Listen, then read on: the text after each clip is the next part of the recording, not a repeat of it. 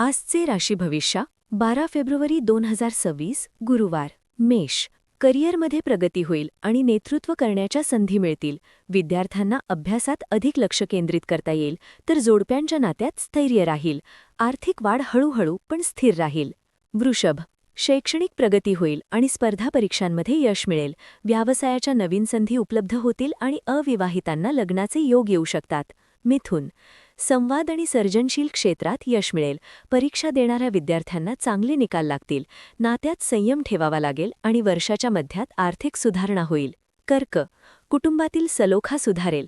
करिअरमध्ये बदल होण्याची शक्यता आहे. प्रेमसंबंध आणि वैयक्तिक नातेसंबंध अधिक मजबूत होतील. आरोग्याकडे लक्ष देणं आवश्यक आहे, विशेषतः वर्षाच्या पहिल्या 6 माहीत. सिंह हा महिना तुमच्यासाठी खूप सकारात्मक असेल. आत्मविश्वास वाढेल, अडकलेले पैसे परत मिळतील आणि उत्पन्नाचे नवीन स्रोत निर्माण होतील. कौटुंबिक वातावरण आनंदी राहील. कन्या आर्थिक स्थैर्य आणि शैक्षणिक यश मिळेल. जोडप्यांच्या नात्यात शांतता राहील. योग्य काळजी घेतल्यास आरोग्य संतुलित राहील.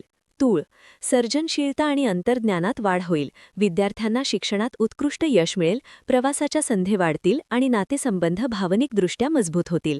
आर्थिक स्थैर्य हळूहळू सुधारेल. वृश्चिक करिअरमध्ये प्रगती होईल आणि दीर्घकालीन योजनांना पाठिंबा मिळेल. शिक्षणासाठी अनुकूल काळ आहे, तर नातेसंबंध अधिक घट्ट होतील. गुंतवणूक आणि बचतीमध्ये सकारात्मक वाढ दिसून येईल. धनु नात्यांमध्ये संवाद आणि भावनिक जवळीक वाढेल. करिअरचा विस्तार होण्याची शक्यता आहे आणि विद्यार्थ्यांना मार्गदर्शकांचा फायदा होईल. प्रवासातून नवीन गोष्टी शिकायला मिळतील. मकर करिअरमध्ये स्थैर्य आणि आर्थिक वाढ स्थिर राहील. कौटुंबिक जीवन शांततापूर्ण असेल आणि लग्नाचे योग जुळतील. आरोग्य वर्षभर ठीक राहील. कुंभ नवीन कल्पना आणि करिअरमध्ये प्रगती दिसून येईल. शैक्षणिक यश महत्त्वाचे राहील आणि प्रेमसंबंध अधिक दृढ होतील.